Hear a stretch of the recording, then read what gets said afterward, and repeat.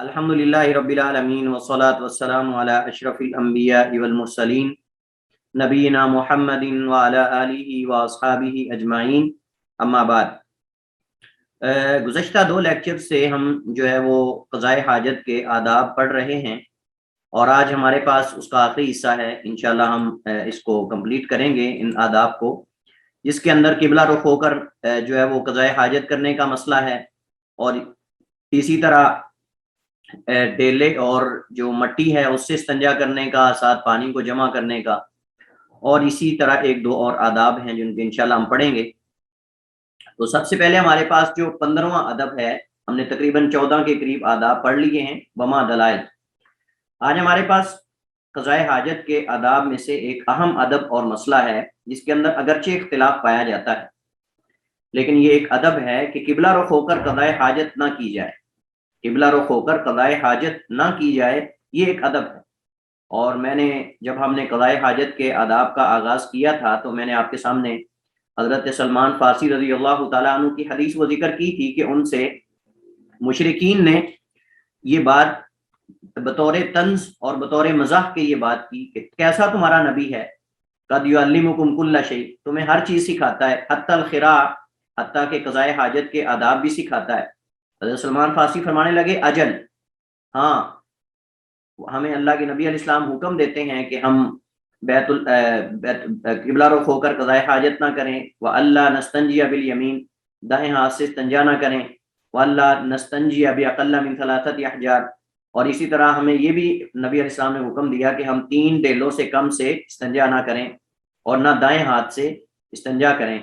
तो उसके अंदर ये अदब बयान हुआ है कि हमें नबी करीम अलैहिस्सलाम ने मना किया है कि हम बैतुल्लाह की तरफ, किबला की तरफ रुख करके क़ज़ाए हाजत करें। तो इस मसले में मुख्तलिफ किस्म की रिवायात वारिद हुई हैं।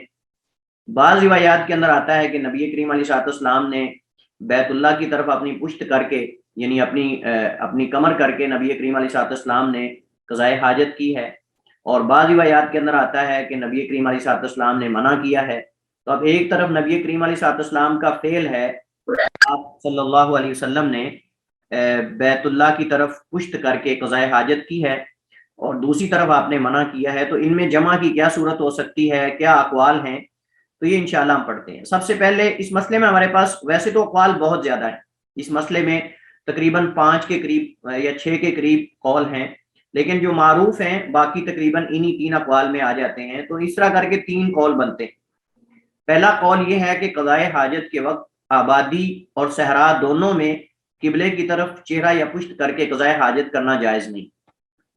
यानी क़ज़ाए हाजत के वक्त आबादी हो या सहरा हो, आप जानते हैं आबादी में दीवारें होती हैं और वाशरूम वगैरह होते हैं और रुकावट होती है किबले और आपके दरमियान, आप पुश्त करें या आप चेहरा करें, दरमियान में रुकावट है, पर्दा है। और सहरा के अंदर इंसान अगर जाकर करता है तो वहाँ कोई रुकावट नहीं होती बैतुल्लाह और आदमी के दरमियान, पुश्त करके करे या चेहरा करके करे। तो इस वजह से दोनों में बाज़ उलमा ने फ़र्क किया है कि आबादी में कर सकता है, सहरा के अंदर नहीं कर सकता। बाज़ उलमा ने कहा ना आबादी में कर सकता है ना सहरा में कर सकता है, बाद ने इसके बरक्स जिक्र किया है। बल्कि उमूमन तमाम उम्मत के जो उलमा हैं उनमें जमहूर का मौक़िफ़ है, अक्सर का मौक़िफ़ यही है जो मैंने आपके सामने जिक्र किया है कि आबादी हो या सहरा हो, खाली जगह हो या कोई इमारत हो, कोई वाशरूम्स हो, कोई भी हो, ना आप पुश्त कर सकते हैं बैतुल्लाह की तरफ, ना आप चेहरा कर सकते हैं, दोनों जायज़ नहीं है। इनकी दलील क्या है? इनकी दलील हज़रत अबू अय्यूब अंसारी रज़ियल्लाहु ताला अन्हु की हदीस है, बयान करते हैं, अन्ना नबिय्य सल्लल्लाहु अलैहि वसल्लम क़ाल, कि बेशक नबी करीम अलैहि तहियतु व तस्लीम ने फरमाया, इज़ा अतैतुमुल गाइता, जब तुम क़ज़ाए हाजत को आओ, यानी क़ज़ाए हाजत के लिए आओ, फला तस्तक़बिलुल क़िबला, इस्तक़बला यस्तक़बिलु इस्तिक़बाल से है, जिसका माना होता है चेहरा करना। हम कहते हैं ना फलां का इस्तिक़बाल करो, यानी फलां शख्स का इस्तिक़बाल करो, मतलब उसको आगे से जो है वो रिसीव करो या उसको आगे से मतलब के तरहीब उसकी करो, उसको मरहबा, खुशामदीद वगैरह। तो इंसान अपने चेहरे से उसका इस्तिक़बाल करता है, तो यही उसी से है इस्तिक़बाल। यानी इस्तिक़बाल किबला हम कहते हैं ना, नमाज की शुरूत में से इस्तिक़बाल किबला है कि आपका चेहरा किबला रुख होना चाहिए, ये नमाज की शुरूत में से है, तो उसी से है फला तस्तक़बिलुल क़िबला था। तो जब तुम क़ज़ाए हाजत को आओ तो किबला रुख ना हो, उसकी तरफ अपना चेहरा ना करो ولا تستدبروها استقبال ہوتا ہے چہرہ یعنی چہرے کے بل آگے جانا اور یا دیکھنا، اور استدبار میں نہ ہوتا ہے کمر کے بل جو ہے وہ پیچھا دکھا کے کسی کو جانا، یعنی پیچھے کی جانب سے جیسے آتا ہے نا کہ ایڑیوں کے بل پھر جانا. تو ولا تستدبروها اور نہ اس کی طرف اپنی پشت کرو، یعنی نہ چہرہ کرو نہ پشت کرو. ولکن شرقوا او غربوا لیکن مشرق یا مغرب کی جانب اپنا چہرہ کرو، مشرق یا مغرب کی جانب اپنا چہرہ کرو. تو کیا خیال ہے آپ لوگوں کا؟ مشرق اور مغرب کی جانب تو قبلہ آتا ہے، یعنی اگر ہم مطلب پاکستان کے اندر اگر مغرب کی جانب کریں گے تو وہاں تو قبلہ ہے اس طرف. تو کیا خیال ہے آپ لوگوں کا؟ تو پھر مشرق کی طرف منہ کر لینا چاہیے. تو پشت تو ہو جائے گی پھر بھی. میرا خیال ہے یہاں پہ سر کارنر کا کہا گیا ہے. ہاں میں دیکھنا چاہتا ہوں کہ آپ لوگوں میں سے کون اس پہ غور کرتا ہے. حدیث کے مخاطب تو اہل عرب تھے نا، تو جی بالکل سیدھ میں نہ ہو آپ، اس کو ترچھا ہو. احسن تھی. کون بول رہا ہے؟ کون کہہ رہا ہے حدیث کے مخاطب اہل عرب ہیں؟ نور ہرا آپ ہیں؟ میں نور ہرا. احسن تھی یا نور ہرا، بالکل رائٹ. اللہ کے نبی اہل مدینہ سے مخاطب ہیں، نبی کریم علیہ السلام اہل مدینہ سے مخاطب ہیں. اور اہل مدینہ آپ جانتے ہیں کہ مدینہ میں جنوبی جانب جو ہے وہ قبلہ ہے، جنوب کی جانب قبلہ بیت اللہ ہے، اور شمال کی جانب جو ہے وہ شام اور بیت المقدس ہے. تو مدینہ اس ڈائریکشن میں ہے، اس طرف جو ہے وہ شمال کی جانب بیت المقدس اور شام ہے، اور جنوب کی جانب بیت اللہ ہے. تو اس طرف مغرب اور مشرق کی طرف کوئی قبلہ نہیں، مشرق اور مغرب کی طرف مدینہ میں کوئی قبلہ نہیں ہے. یہاں بعض لوگوں میں اشکال ہوتا ہے. مجھے کئی اسٹوڈنٹ نے سوال بھی یہ کیا کہ ہم فلاں ملک میں گئے ہیں تو وہاں تو قبلہ جو ہے وہ مشرق کی جانب ہے، یعنی مغرب میں وہ گئے تو بتا رہے ہیں جی وہاں تو مشرق کی جانب قبلہ ہے، تو پاکستان میں تو مغرب کی جانب ہے. تو کیا جو میپ بتا رہا ہے، مطلب جو لوکیشن بتا رہی ہے یا جو مختلف قسم کے حالات ہوتے ہیں قبلہ سمت معلوم کرنے کے لیے، کہہ رہے ہیں وہ بتا رہا ہے مغرب مشرق کی جانب، جبکہ ہمارے پاکستان میں تو مغرب کی جانب ہے. یعنی بعض لوگ سمجھتے ہیں کہ شاید جہاد خاص ہے، یعنی یہ خاص نہیں ہے، ہر علاقے کے اندر قبلہ مختلف ہو سکتا ہے. مطلب پاکستان کے اندر اگر مغرب کی جانب قبلہ ہے تو مدینہ کے اندر آپ دیکھیں، سعودی عرب کے اندر ہی آپ دیکھ لیں، مثلا جو بیت اللہ کی مغربی جانب واقع ہیں ان کا قبلہ بھی مشرق کی جانب ہوگا، اور جو یمن کی سائڈ پہ واقع ہیں ان کا قبلہ جو ہے وہ شمال ہوگا، لیکن جو مدینہ میں ہے ان کا قبلہ جنوب ہوگا. تو یہ تو بیت اللہ کی ڈائریکشن کے اعتبار سے ہے نا، کہ وہ بیت اللہ اگر آپ مغرب میں چلے جائیں تو صاف ظاہر ہے کہ پھر ان کا قبلہ مشرق ہی ہوگا، سورج طلوع ہونے والی سائڈ پہ. تو یہ اس بیت اللہ کے اعتبار سے ہوگا، نہ کہ جہاد خاص ہیں کہ مشرق ہی قبلہ ہوگا یا مغربی قبلہ ہوگا، ایسا نہیں ہے. بلکہ یہ ہر ملک میں الگ لوکیشن ہوگی قبلے کی اور ہر ڈائریکشن مختلف ہوگی. خاص نہیں ہے کہ پوری دنیا کے اندر ایک ہی جگہ ایک ہی طرف سمت کرے. آپ بیت اللہ کے اندر دیکھ لیں، بیت اللہ میں لوگ ارد گرد کھڑے ہوتے ہیں، بعض مشرق کی جانب منہ کر کے کھڑے ہوتے ہیں، بعض مغرب کی جانب، بعض شمال کی جانب، بعض جنوب کی جانب کھڑے ہوتے ہیں. تو گول سمت میں کھڑے ہوتے ہیں جیسا کہ آپ نے دیکھا ہے. تو ہم وہاں بھی تو خاص نہیں نہ کر سکتے کہ ایک طرف ہی منہ کرنا ہے. مقصد یہ کہ قبلے کی طرف آپ کی جہت ہونی چاہیے. اور جو دور والے لوگ ہیں ان کے لیے یہ بھی شرط نہیں کہ بالکل بیت اللہ کی عمارت کی طرف اپنا چہرہ کریں. مطلب ہمارا اگر پاکستان کے اندر قبلہ جو ہے وہ مغرب کی جانب ہے تو ہم مغرب پوری جو مغرب سائڈ ہے نا، ہم اس کی پوری مغرب میں کسی طرح بھی منہ کر سکتے ہیں. یعنی ضروری نہیں ہے کہ ہم مثلا ایک کمرہ ہے تو ہم اس کے بالکل اسی ڈائریکشن میں رکھیں، نہیں، مغرب جانب پوری جو ہے سائڈ یہ قبلہ ہے، آپ اس طرح منہ کریں. کیونکہ قبلہ تو سامنے ہی، اب صادر ہے قبلہ بیت اللہ تو چھوٹا سا ہے نا، لیکن ہم پوری یعنی کہ مغرب کی جانب چہرہ کر سکتے ہیں. تو مطلب جہاد جس طرف بیت اللہ ہے اس طرف منہ کرنا ضروری ہے، لیکن بیت اللہ کی جو عمارت ہے اس کے بالکل سیدھا آنا ضروری نہیں، کیونکہ پوری دنیا اس کے سیدھا تھوڑی آ سکتی ہے، لیکن اس جہت کو اختیار کرنا اصل یہ مقصود ہے. تو یہ اصل یہاں نبی علیہ السلام نے فرمایا ولیکن شرقوا او غربوا، لیکن مشرق کی جانب چہرہ کر لیا کرو یا مغرب کی جانب کر لیا کرو، چونکہ اہل مدینہ کے لیے مشرق اور مغرب میں کوئی قبلہ نہیں ہے. حضرت ابو ایوب انصاری فرماتے ہیں قال ابو ایوب انصاری کہتے ہیں فقدمنا الشام، ہم جب شام میں گئے، شام سے مراد آپ جانتے ہیں کہ اس وقت صحابہ کرام کے زمانے میں شام جو ہے یہ ابھی حضرت عمر کے دور میں نیا نیا فتح ہوا تھا، اور ہو سکتا ہے کہ یہ نبی کریم علیہ السلام کے زمانے میں بھی ایسا ہو سکتا ہے.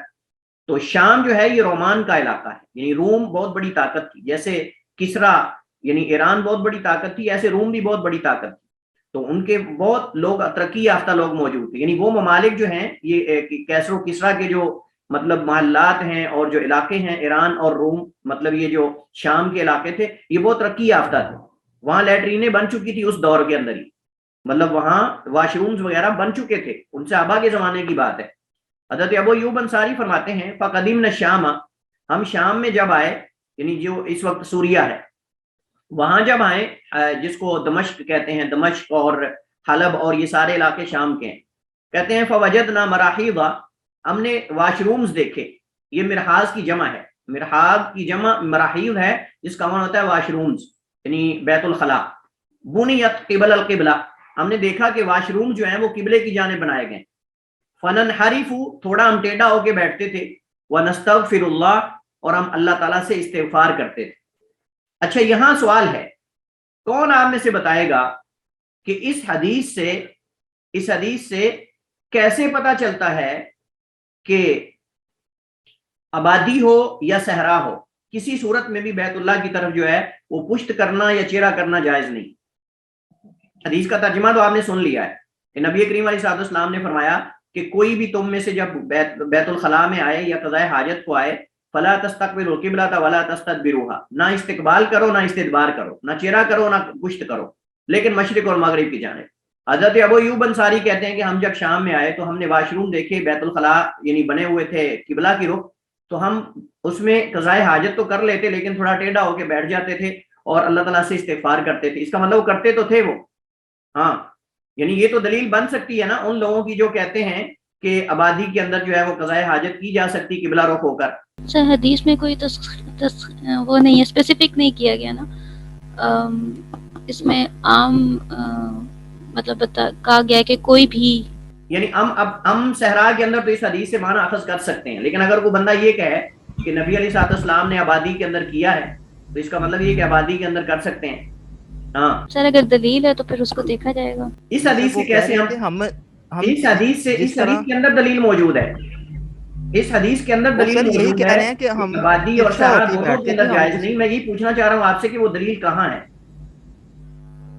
وہ یہی کہہ رہے ہیں کہ سر ایک تو ہم ترچھا ہو کے بیٹھتے تھے، اوپر سے ہم استغفار بھی کرتے تھے۔ احسنت یا اکمل، احسن، لگتا ہے آپ کے سگنل فل ہے ماشاءاللہ۔ ہاں تو دیکھیے صحیح، آپ نے بالکل رائٹ صحیح بتایا آپ نے، لگتا ہے فقہا بننا شروع ہو گئے ہیں آپ ماشاءاللہ۔ تو دیکھیں صحابہ کا ٹیڑھے ہو کر بیٹھنا اور پھر اوپر سے استغفار بھی کرنا، یہ اس بات کی دلیل ہے کہ آبادی کے اندر بھی جائز نہیں، لیکن مجبوری تھی کہ اور کوئی واش روم تھے نہیں کہ جو غیر قبلہ کی جانب ہو، یعنی اگر وہ اس طرف پشت کرتے ہیں تو بھی صاحب استدبار سے منع کیا گیا ہے، اگر چہرہ کرتے ہیں تو بھی غلط، چونکہ جب ایک سائڈ اس کی بیت الخلاء کی جو ہے وہ واش روم کی بنی ہوئی ہے بیت اللہ کی طرف، تو صاحب ہے اگر آپ منہ ادھر نہیں کریں گے تو کچھ تو آئے گی نا اس طرف۔ تو کہتے ہیں ہم تھوڑا ٹیڑھا ہو کے بیٹھتے تھے، پھر اللہ سے استغفار بھی کرتے تھے کہ ہم یہ کام مجبوری میں کر رہے ہیں۔ اس کا مطلب یہ کہ صحابہ کرام آبادی کے اندر بھی اس کو صحیح نہیں سمجھتے تھے۔ اس حدیث سے تو یہ معلوم ہوتا ہے جیسے کہ ونستغفر اللہ تعالیٰ، ہم اللہ تعالیٰ سے اس کا استغفار بھی کرتے تھے، تو یہ حدیث کے اندر بات موجود ہے کہ آبادی یا غیر آبادی دونوں کے لیے جو ہے وہ یہ منع ہے۔ لیکن ہم جب باقی اقوال کے دلائل پڑھیں گے نا تو انشاءاللہ مزید آپ کا ذہن کھلے گا۔ دوسری دلیل ان کی کیا ہے؟ دوسری دلیل ان کی حضرت ابو ہریرہ کی حدیث ہے، یعنی ان جمہور علماء اور فقہا کی جو کہتے ہیں کہ نہ آبادی میں چہرہ اور پشت کرنا جائز ہے اور نہ جو ہے وہ صحرا کے اندر۔ حضرت ابو ہریرہ نبی کریم علیہ تحیۃ و تسلیم سے بیان کرتے ہیں، قال، آپ نے فرمایا، اذا جلس احدکم علی حاجتہ، جب تم میں سے کوئی اپنی قضاء حاجت کے لیے بیٹھے، فلا یستقبل القبلۃ، تو نہ قبلے کی طرف چہرہ کرے، ولا یستدبرها، اور نہ پشت کرے، نہ اپنی پیٹھ کرے۔ تو اس حدیث کے اندر نبی کریم علیہ الصلوۃ والسلام نے کوئی تعین نہیں کیا کہ آبادی ہو یا غیر آبادی ہو، یہاں مطلق آپ نے ذکر کیا، اور پچھلی حدیث اس کی تائید کر رہی ہے، پچھلی حدیث اس کی صحابی کا عمل جو ہے اس کی تائید کر رہا ہے کہ وہ بھی یہی سمجھتے تھے کہ چاہے آبادی ہو چاہے غیر آبادی ہو، یہ حکم دونوں کے لیے۔ وجہ استدلال یہ کہ مذکورہ بالا احادیث میں قبلہ کی طرف چہرہ یا پشت کرنے کی مطلقاً ممانت ہے، یہ نہیں بتایا گیا کہ آبادی ہو یا نہ ہو۔ دوسرا قول کیا ہے؟ دوسرا قول یہ ہے کہ آبادی اور کسی رکاوٹ کے پیچھے، آبادی اور کسی رکاوٹ، دیوار، کوئی اور مطلب پتھر یا کوئی اور چیز ہے، اس کے پیچھے قضاء حاجت کے وقت جائز ہے لیکن صحرا میں جائز نہیں۔ یعنی اگر آبادی ہے، بلڈنگ ہے، کوئی واش رومز ہیں، آگے دیوار ہے تو پھر جائز ہے، بصورت دیگر جائز نہیں۔ وہ کہتے ہیں کہ اگر آگے دیوار ہے تو اس کا مطلب آپ چہرہ تو نہیں کر رہے نا، ڈائریکٹ تو نہیں کر رہے، آپ آگے دیوار موجود ہے، رکاوٹ موجود ہے، پردہ موجود ہے۔ تو ہم کہتے ہیں کہ انسان پردہ تو انسان کا جو ہے وہ عمومی عام حالات کے اندر بھی ہوتا ہے۔ بہرحال یہ ایک تعویل ہے، ہم چلتے ہیں آگے۔ یہ مذہب مالکیہ اور شافعیہ اور حنابلہ کا ہے، یہ مذہب مالکیہ اور شافعیہ اور حنابلہ کا ہے، لیکن جو پیچھے جمہور ہے نا اکثر، اس سے مراد پوری امت کی اکثر علماء، صرف فقہائے اربعہ نہیں بلکہ دیگر صحابہ، تابعین، تبع تابعین، ان کا اکثر موقف اکثر کا یہی تھا۔ لیکن یہاں صرف ہم مذاہب اربعہ میں سے جمہور کی بات کر رہے ہیں، یعنی مالکی، شافعی اور حنابلہ، تینوں کا یہ موقف ہے کہ آبادی میں جائز ہے اور غیر آبادی میں ناجائز ہے، یعنی دونوں میں فرق کیا گیا، صحرا کے اندر جائز نہیں۔ ان کی دلیل کیا ہے؟ ان کی دلیل حضرت عبداللہ بن عمر کی حدیث ہے رضی اللہ تعالی عنہما کی، قالا، انہوں نے کہا، ارتقیت فوق ظہر بیت حفصہ ببعض حاجتی۔ آپ جانتے ہیں کہ عبداللہ بن عمر حضرت حفصہ کے بھائی ہیں، عبداللہ بن عمر حضرت حفصہ بنت عمر بن خطاب رضی اللہ تعالی عنہم اجمعین ان کے بھائی ہیں۔ حضرت حفصہ ام المومنین، نبی کریم علیہ السلام کی زوجہ، اور حضرت عبداللہ بن عمر کی بہن ہے۔ تو کہتے ہیں کہ میں اپنی بہن کے گھر، ارتقیتو، میں چڑھا، ارتقا، یرتقی کا معنی ہوتا ہے چڑھنا، ارتقیتو، میں چڑھا، فوقا، اوپر، ظاہری بیتی حفصہ تھا، اپنی بہن حفصہ کے گھر کی چھت پہ، لبعض حاجتی، کسی حاجت کے لیے، کسی ضروری کام کے لیے۔ تو کہتے ہیں کہ جب میں چھت پہ گیا، فرأیت رسول اللہ صلی اللہ علیہ وسلم، تو میں نے نبی کریم علیہ السلام کو دیکھا، یقضی حاجتہ، آپ اپنی حاجت کو یعنی قضائے حاجت کر رہے تھے، مستدبر القبلتی، مستقبل الشام، شام کی طرف آپ کا چہرہ تھا اور بیت اللہ کی طرف آپ کی پشت تھی، یعنی آپ کی پیٹھ جو پشت جو تھی وہ بیت اللہ کی طرف تھی اور آپ کا چہرہ جو ہے وہ شام کی طرف تھا۔ تو آپ یہاں پشت کر کے، پیٹھ کر کے بیت اللہ کی طرف قضائے حاجت کر رہے تھے، اور یہ حدیث بھی صحیح ہے۔ جیسے پہلی احادیث بخاری مسلم کی ہیں، ایسے یہ حدیث بھی بخاری مسلم کی ہے۔ اب حدیث کی جو ان کا معیار ہے قبولیت کا وہ برابر ہے، لہٰذا اگر تو ہم حدیث کے اندر کوئی کلام ہوتی تو پھر تو ہم کہہ دیتے کہ عبداللہ بن عمر جو ہے وہ ان کی یہ حدیث دوسری حدیث سے تھوڑی کمزور ہے، لہٰذا اسے استدلال کرنا درست نہیں اور یہ ان کے مخالف بھی ہے۔ تو ہم کہیں گے حدیث وہ بھی صحیح ہے، یہ بھی صحیح ہے، وہ بھی صحیح ہے اور یہ بھی صحیح ہے۔ یہ تو ہم آخر میں بتائیں گے کہ یہ حدیث اس کا پھر ہم کیا اس کی تعویل کریں گے۔ تو یہ دوسرا قول ہے اور ان کی دلیل ہے عبداللہ بن عمر رضی اللہ تعالیٰ عنہ۔ اللہ کے نبی آبادی کے اندر یہ کر رہے تھے، اللہ کے نبی علیہ السلام آبادی کے اندر یہ کر رہے تھے کہ نبی کریم علیہ السلام نے جو ہے وہ اپنی پشت بیت اللہ کی طرف کی ہوئی تھی اور اپنا چہرہ جو ہے وہ شام بیت المقدس کی طرف تھا، اور آپ اس آبادی کے اندر گھر کی چھت پہ بیٹھے ہوئے تھے۔ اور آپ جانتے کہ چھت کھلی نہیں ہوتی، عموماً سائڈوں پہ کوئی نہ کوئی دیوار وغیرہ یا کس طرح کی چیز ہوتی ہے، اور ہو سکتا ہے کہ وہ مطلب چھت پہ ہی کوئی ایسا انتظام ہو قضائے حاجت کرنے کا، تو اللہ کے نبی وہاں بیٹھے ہوں۔ تو بہرحال لیکن اس حدیث کے اندر یہ وضاحت موجود ہے کہ اللہ کے نبی نے بیت اللہ کی طرف پشت کر کے قضائے حاجت کی ہے، تو لہٰذا گزشتہ حدیث کے اندر تو یہ ہے کہ کسی صورت میں بھی جائز نہیں ہے، لیکن یہاں جو ہے وہ اس کا مطلب کہ نبی کریم علیہ السلام کا فعل موجود ہے کہ اللہ کے نبی علیہ السلام نے کی ہے۔ تو بعض علماء نے اس کو مراد دیا کہ وہ آبادی میں تھا، لہٰذا آبادی میں جائز ہے اور صحرا کے اندر جائز نہیں۔ تو جن حدیث کے اندر دونوں طرح روکا گیا ہے، پشت کرنے سے اور چہرہ کرنے سے، انہوں نے کہا وہ اس میں ہے صحرا کے اندر اور آبادی کے اندر جو ہے وہ جائز ہے۔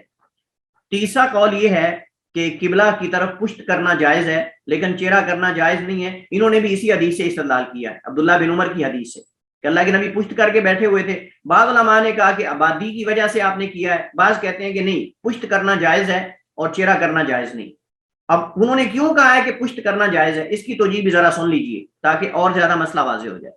تو تیسرا قول یہ کہ قبلہ کی طرف پشت کرنا تو جائز ہے لیکن چہرہ کرنا جائز نہیں، یہ امام ابو حنیفہ رحمہ اللہ تعالیٰ سے ایک دوسرا قول ہے، اور شیخ الاسلام ابن تیمیہ رحمہ اللہ تعالیٰ نے بھی اسی قول کو اختیار کیا ہے۔ ان کی دلیل کیا ہے؟ ایک تو ابھی جو ہم نے حدیث پڑھی عبداللہ بن عمر کی کہ اللہ کے نبی پشت کر کے بیٹھے ہوئے تھے، جب اللہ کے نبی کا فعل ثابت ہو گیا کہ آپ نے یہ کیا ہے تو اس میں کوئی خصوصیت کی دلیل بھی نہیں۔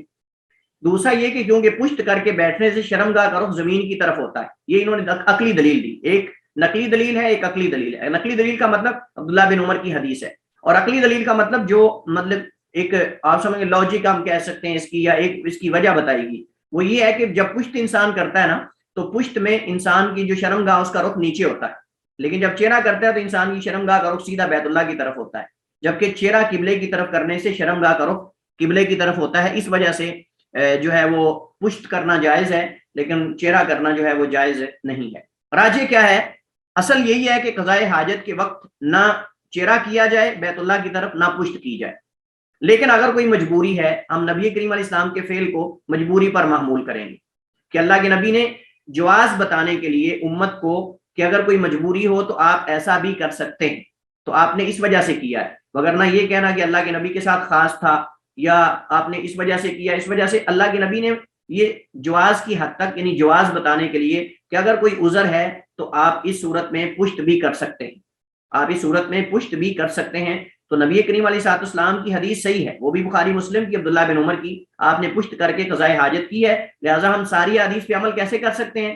ہم کہیں گے کہ اصل یہ ہے کہ نہ چہرہ کیا جائے، نہ پشت کر کے بیت اللہ کی طرف قضاء حاجت کی جائے. لیکن اگر کوئی عذر ہے، کوئی مجبوری ہے، جیسے وہ صحابہ اپنا فعل بتاتے ہیں کہ مطلب ہم تھوڑا ٹیڑھا ہو کر بیٹھ جاتے تھے، تو اس صورت کے اندر انسان پشت کر سکتا ہے، چونکہ اللہ کے نبی نے کی ہے، چونکہ اللہ کے نبی نے پشت کر کے قضاء حاجت کی ہے، تو پشت کر کے انسان قضاء حاجت کر سکتا ہے، لیکن چہرہ کر کے قضاء حاجت نہیں کرنی چاہیے. ہم احادیث پر چلیں گے، ہم ادھر ادھر نہیں نکلیں گے. تو یہ تینوں اقوال پہ عمل ہو جائے گا، تینوں اقوال پہ اس طرح عمل ہو جائے گا کہ ہم کہیں گے اصل یہ ہے کہ جائز نہیں، نہ چہرہ کرنا نہ پشت کرنا. لیکن اگر کوئی عذر ہو، کوئی مجبوری ہو، تو اس صورت میں وہ نبی کریم علیہ الصلوۃ والسلام کے فعل سے ہم دلیل لیں گے کہ آپ نے بتایا ہے، کیا ہی اس وجہ سے تاکہ امت کو جواز بتا سکیں کہ اگر کوئی عذر ہے تو انسان ایسا بھی کر سکتا ہے. واللہ تعالی عالم. قضاء حاجت کے آداب کے حوالے سے دو چیزیں جو کہ انتہائی اہم ہیں اور عموماً احادیث میں یہ ذکر کی جاتی ہیں. طہارت، قضاء حاجت میں طہارت حاصل کرنے کے عموماً جو معروف طریقے ہیں وہ دو ہیں، یعنی ایک استجمار ہوتا ہے اور ایک استنجا ہوتا ہے. استجمار جو ہے وہ قضاء حاجت کے بعد پتھر، ڈیلے وغیرہ استعمال کرنا یا ٹیشو پیپر استعمال کرنا یا کوئی اور اس طرح کی چیز استعمال کرنا جو کہ اس کے متبادل ہو پانی کے، جس سے انسان جو ہے وہ مکمل طور پہ پاک ہو جائے، طاہر ہو جائے. اور استنجا جو ہوتا ہے یہ پانی سے ہوتا ہے، اور بسا اوقات جو ہے وہ استجمار کے لیے بھی استنجا کا لفظ جو ہے وہ استعمال کیا جاتا ہے اور بولا جاتا ہے، یعنی الگ الگ بھی استعمال ہوتے ہیں اور دونوں ایک دوسرے کی جگہ پر بھی استعمال ہوتے ہیں. لیکن اگر دونوں اکٹھے آئیں گے تو پھر استنجا سے مراد پانی سے طہارت حاصل کرنا مراد ہوگا، اور استجمار سے مراد مٹی وغیرہ سے، ڈیلوں سے، پتھر وغیرہ سے، پتوں سے، کاغذ وغیرہ سے، کسی چیز سے جو اس دور کے اندر لوگ استعمال کرتے تھے، جو ان کے ہاں طریقے تھے معروف، ان میں سے کوئی طریقہ جو ہے وہ اختیار کرنا، یہ استجمار ہے. تو استجمار پتھر، ڈیلے، لکڑی، پتوں یا کاغذ وغیرہ سے، یعنی ٹیشو وغیرہ سے طہارت حاصل کرنا، اور استنجا سے مراد پانی سے، یعنی یہ پانی سے طہارت حاصل کرنا. لیکن بسا اوقات جو ہے یہ استجمار کے لیے بھی استعمال ہوتا ہے. یہاں ایک مسئلہ ہے کہ کیا دونوں جمع کرنا ضروری ہیں، یعنی کیا دونوں چیزوں کو جمع کرنا ضروری ہے؟ اگر ایک آدمی استنجا جو ہے وہ استجمار کرتا ہے، یعنی ڈیلے استعمال کرتا ہے، مٹی وغیرہ استعمال کرتا ہے، تو کیا مٹی استعمال کرنے کے بعد جو ہے وہ پانی استعمال کرنا ضروری ہے یا نہیں؟ تو اس کا جواب یہ ہے کہ انسان جب قضاء حاجت سے فارغ ہوتا ہے تو اس کے پاس تین آپشن ہوتے ہیں، یعنی تین اس کے پاس طریقے اور تین آپشن ہیں، ان میں سے کوئی ایک اختیار کر سکتا ہے.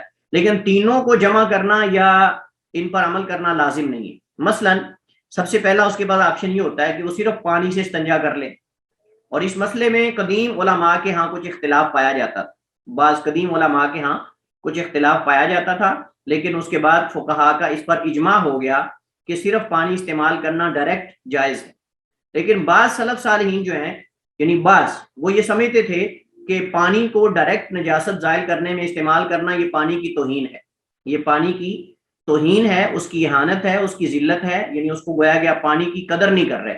اس سے پہلے مٹی سے آپ پہلے زائل کریں پھر پانی کو استعمال کریں، یعنی ڈائریکٹ پانی کو استنجے میں استعمال کرنا یہ جائز نہیں ہے، بلکہ پہلے مٹی استعمال کریں، مٹی استعمال کرنے کے بعد پانی کو استعمال کریں.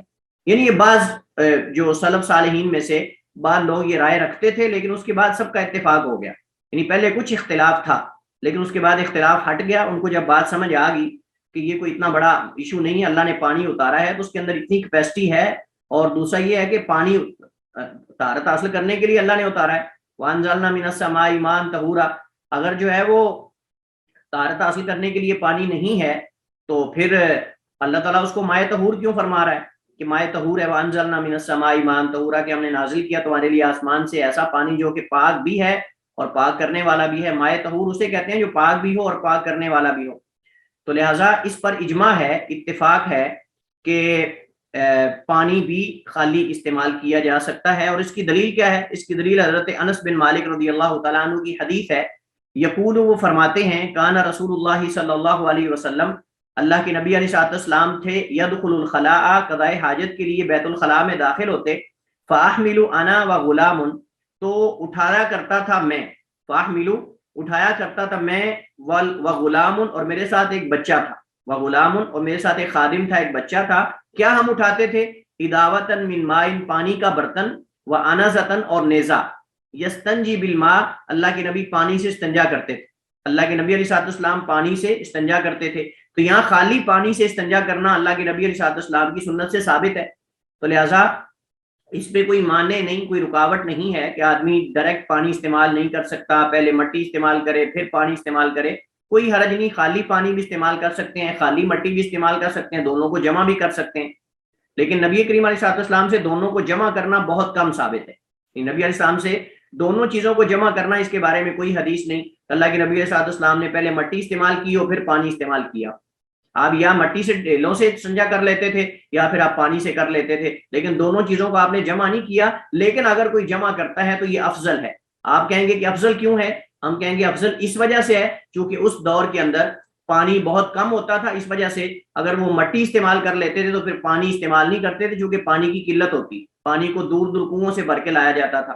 آج کل تو اللہ کے فضل و کرم سے ہر گھر کے اندر نل موجود ہے، پانی کا، پانی آ رہا ہے اور ٹوٹی چھوڑی، اور اس وجہ سے ہم بہت سست ہو گئے اور بہت ہم پانی کو ضائع کرنے لگ گئے. وگرنہ ان لوگوں سے پوچھیں کہ ان لوگوں کے یہاں پانی کی کیا قدر تھی کہ جب وہ اونٹ پر کسی سواری پر 4 کلومیٹر دور سے پانی بھر کے لاتے تھے، 5 کلومیٹر دور سے پانی بھر کے، اور وہ بھی ایک مشکیزہ لے کر آتے تھے اتنا، جس سے پوری فیملی نے پینا بھی ہوتا تھا، وضو بھی کرنا ہوتا تھا، غسل بھی کرنا ہوتا تھا. آپ تصور کریں، سوچیں ذرا کہ ان لوگوں کے حالات جو ہے وہ کیسے تھے. ہم آج کل ٹوٹی چھوڑتے ہیں، نل چھوڑتے ہیں اور پانی ضائع کر رہے ہوتے ہیں. تو ان لوگوں کے ہاں پانی کی قدر تھی چونکہ پانی دور سے لاتے. ہمارے گھروں کے اندر پانی موجود ہے، اس وجہ سے ہمیں پانی کی قدر جو ہے اس قدر نہیں جیسے ان لوگوں کو پانی کی قدر تھی. تو وہ مٹی استعمال کر لیتے تو پانی دوبارہ استعمال نہیں کرتے تھے، اگر پانی کر لیتے تو مٹی کی ضرورت نہیں پڑتی تھی ان کو. جب پانی وافر مقدار میں ہوتا تھا تو پانی استعمال کر لیتے تھے، جب پانی کم مقدار میں ہوتا تو استنجے کی جگہ مٹی استعمال کر لیتے تھے، ڈیلے استعمال کر لیتے تھے. تو دونوں طرح کا ان کے ہاں یہ معاملہ چلتا تھا. یہاں ایک سوال ہے، حضرت انس رضی اللہ تعالیٰ عنہ فرما رہے ہیں کہ جب اللہ کے نبی بیت الخلاء یا قضاء حاجت کے لیے باہر نکلتے تو میں اور میرے ساتھ ایک بچہ ہوتا تھا، ہم پانی کا برتن اٹھاتے تھے اور ایک نیزہ بھی ساتھ ہوتا تھا. کون آپ میں سے بتائے گا کہ اللہ کے نبی نیزہ ساتھ کیوں رکھتے تھے؟ کوئی خطرناک چیز کے لیے، کوئی حملہ ور نہ ہو، کوئی اس طرح کر کے. تو وہ نیزہ ہی کیوں؟ لاٹھی ہو سکتی ہے، وہ اور چیز ہو سکتی ہے، تلوار ہو سکتی ہے. ساتھی زمین کو نرم کرنے کے لیے. احسن. کون ہے یہ؟ محمد نعیم سر. محمد نعیم. احسن. نعیم صاحب آپ کی بھی سنگلر ماشاءاللہ لگتا ہے فل ہیں آج. جی الحمدللہ. چلیے اور کوئی بتائے، کوئی اور فائدہ؟ جب وہ کنویں کی طرف جاتے تھے سر تب رکھتے تھے ساتھ. نہیں، نیزہ مطلب جب آپ قضاء حاجت کے لیے جاتے تھے تو آپ ساتھ نیزہ رکھتے تھے، پانی بھی ہوتا تھا. تو یہ نیزہ ساتھ کیوں رکھتے تھے؟ ایک تو انہوں نے بتا دیا کہ آپ زمین نرم کرنے کے لیے تاکہ ڈیلے وغیرہ نکال لیں، یعنی زمین کو نرم کرتے تھے. ایک تو یہ وہاں پیشاب کریں چھینٹے نہ پڑ جائیں، اور دوسرا وہاں سے ڈیلے بھی اٹھا لیتے تھے اللہ کے نبی استنجا کرنے کے لیے، استجمار کے لیے. لیکن اور بھی کوئی فائدہ ہے جو علماء نے ذکر کیا ہے. میں چاہتا ہوں آپ غور و فکر کر کے اس سے اخذ کریں. سر میں نے ایک اور حدیث میں پڑھا ہوا ہے، وہ عید کی کوئی نماز کی تھی کہ وہ حضور پاک صلی اللہ علیہ وسلم اپنے آگے ان کے وہ کوئی نیزہ لگاتا تھا سترے کے لیے. احسنتی. احسن یا عائشہ، ماشاءاللہ، رائٹ، بالکل صحیح ہے. تو دو فائدے علماء نے ذکر کیے ہیں. ایک جس کی طرف محمد نعیم نے اشارہ کیا ہے وہ یہ ہے کہ اللہ کے نبی کریم علیہ السلام زمین نرم کرنے کے لیے اس کو ساتھ رکھتے تھے اور اس سے زمین نرم کر لیتے تھے. تو زمین نرم کرنے کے دو فائدے ہوتے ہیں. ایک تو اگر وہاں اگر انسان پیشاب کرتا ہے تو چھینٹے نہیں پڑتے، اور دوسرا یہ کہ وہاں سے ڈیلے وغیرہ مٹی وغیرہ بھی اخذ کی جا سکتی ہے. اور دوسرا فائدہ یہ ہے کہ جب نماز پڑھتے تو سامنے اس کو بطور سترے کے کھڑا کر لیتے. جب اللہ کے نبی علیہ السلام کہیں سفر میں مطلب باہر ہوتے تو نماز پڑھنی ہوتی تو آپ سامنے سترا بنا لیتے، اس کو سامنے اس کو گاڑ دیتے، وہ سترا بن جاتا. تو یہ بھی ایک فائدہ ہے.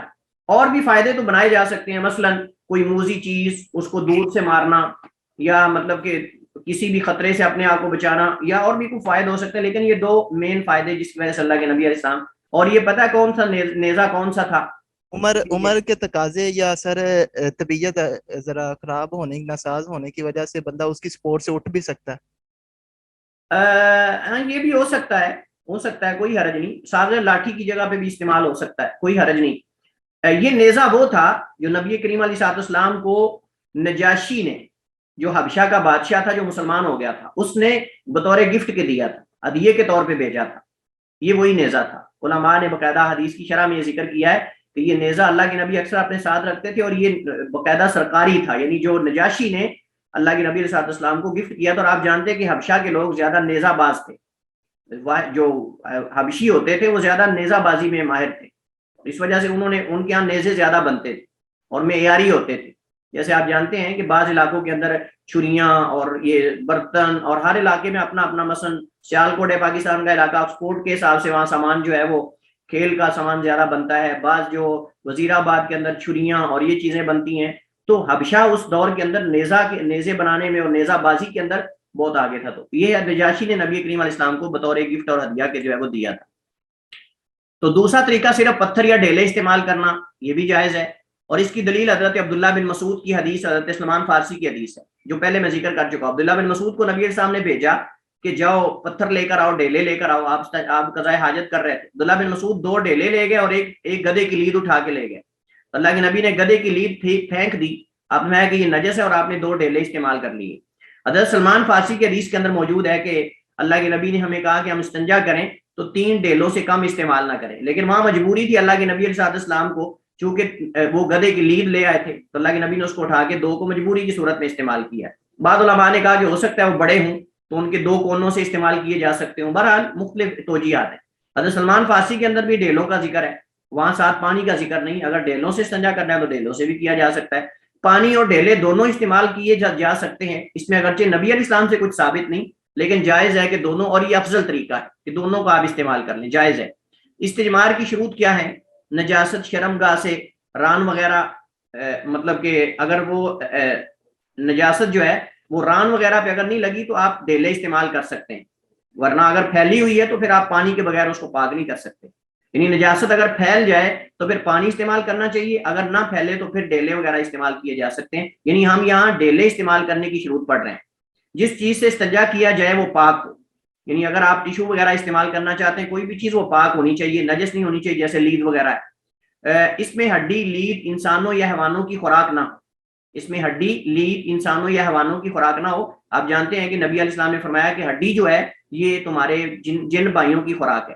کوئی مقدس کاغذ نہ ہو, جانوروں سے متعلقہ کوئی چیز نہ ہو, جیسا کہ گائے کی دم, سینگ, چھترے کی اون وغیرہ, یہ احترام ہے. جیسے آپ نہیں گوارا کرتے کہ ہم انسانوں کی کوئی چیز استعمال کریں استنجے میں, ایسے وہ جو حیوان ہیں ان کی بھی چیزوں کو عزت اور احترام کے لیے استعمال نہیں کرنا چاہیے کہ آپ چھتروں کی اون سے انسان استنجا کرنا شروع کر دے, اس طرح کی چیزوں سے یہ جائز نہیں. ڈیلے یا پتھر اگر استعمال کریں تو تاک استعمال کریں.